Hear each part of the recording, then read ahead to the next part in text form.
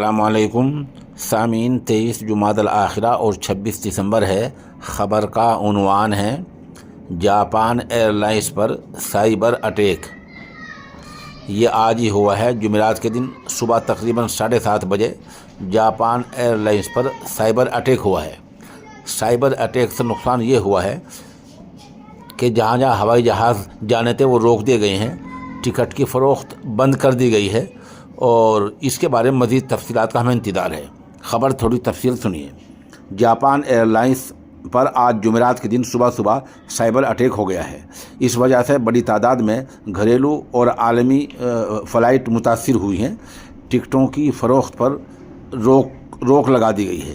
یہ cyber attack جمعرات کے دن تقریباً صبح 7:30 بجے ہوا ہے۔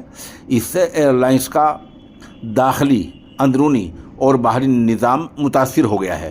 ایئر لائنس کے ترجمان نے سائبر اٹیک کی تصدیق کی ہے، لیکن انہوں نے کہا کہ فی الحال فلائٹ کے وقت میں دیری یا کینسل ہونے کو لے کر کوئی اپڈیٹ نہیں ہے۔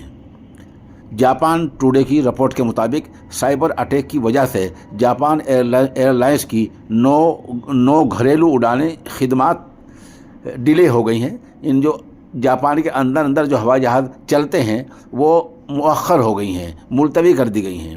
ایئر لائنس نے جاری بیان میں کہا کہ ہمیں سائبر اٹیک کا پتہ چلا ہے، اس نظام کی ریکوری اسٹیٹس کی جانچ کی جا رہی ہے۔ اس بیچ گھریلو اور عالمی فلائٹس کے لیے ٹکٹوں کی فروخت پر روک لگا دی گئی ہے۔ ہم اس کے لیے افسوس ظاہر کر رہے ہیں، جس وجہ سے سواریوں کو پریشانی ہو رہی ہے۔ ہمیں اس بیچ کہا جا رہا ہے کہ ایئر لائنس نے سائبر اٹیک کی وجہ سے ٹکٹوں کی فروخت پر پابندی لگا دی ہے۔ جاپان ایئر لائنس اپنے ملک کی دوسری بڑی ایئر لائنس کمپنی ہے۔